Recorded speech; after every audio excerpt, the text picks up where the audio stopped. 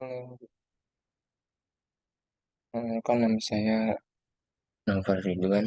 Eh, di sini saya akan menjelaskan eh, tentang Islam dan demokrasi.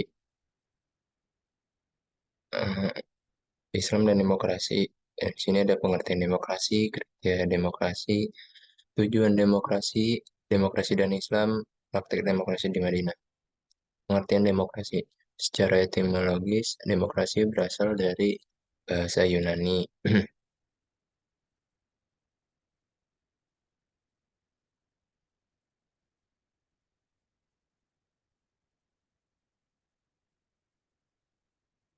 Ya, demos atau rakyat dan kratos atau kekuasaan.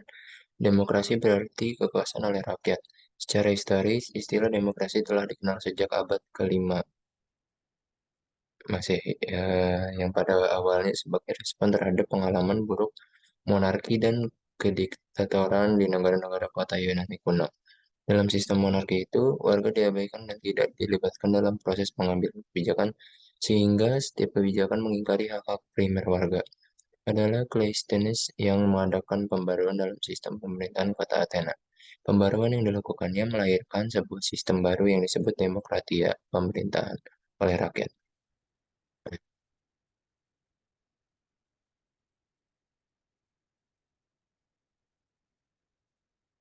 Selanjutnya, kriteria demokrasi. Untuk dikatakan demokrasi, suatu pemerintahan harus memenuhi beberapa kriteria. Robert Dahl merumuskan tujuh kriteria itu kontrol atas keputusan pemerintahan mengenai kebijakan secara konstitusional diberikan pada pejabat yang terpilih.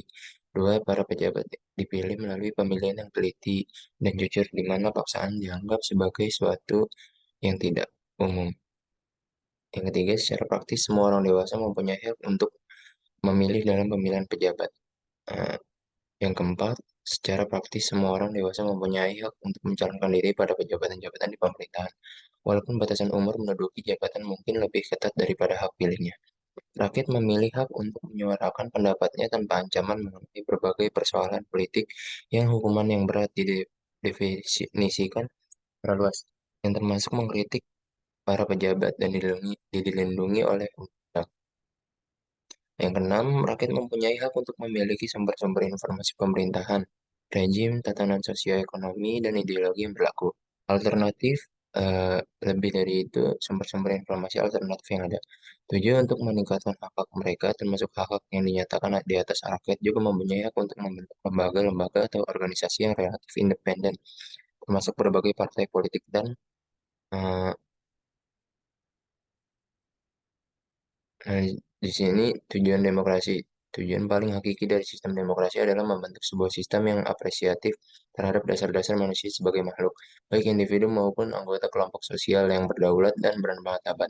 Demokrasi baik sebagai nilai-nilai maupun sebagai manifestasi dalam membentuk institusi formal akan mencegah munculnya sistem diktator dan otoriter yang menghancurkan individu dan masyarakat.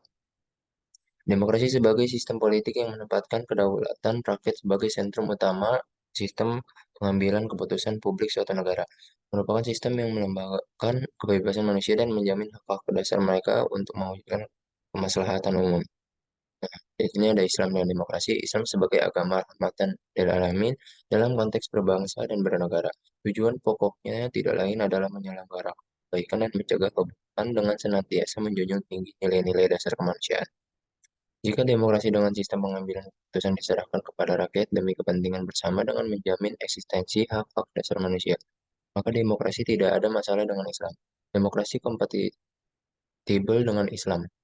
Di dalam Al-Quran terdapat banyak ayat yang terkait dengan prinsip utama demokrasi antara lain Quran Surat Al-Imran ayat 159 dan Asy-Syura ayat 38 yang berbicara tentang musyawarah. Selanjutnya Al-Maidah ayat 8, Al-Syura 15 tentang keadilan. eh, dan seterusnya. Dan masih banyak surat-surat lain. Lanjutan memperbincangkan hubungan Islam dengan demokrasi pada dasarnya sangat aksiomatis, sebab Islam merupakan agama dan risalah yang mengandung asas-asas yang mengatur ibadah, akhlak, dan muamalat manusia. Sedangkan demokrasi hanyalah sebuah sistem pemerintahan dan mekanisme kerja antara anggota masyarakat serta simbol yang diyakini banyak membawa nilai-nilai positif.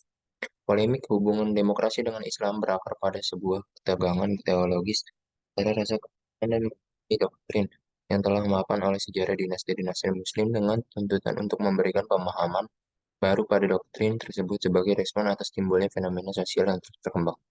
Secara garis besar, makna Islam dan demokrasi terdapat tiga pemikiran, yaitu yang pertama, Islam dan demokrasi adalah dua sistem yang berbeda.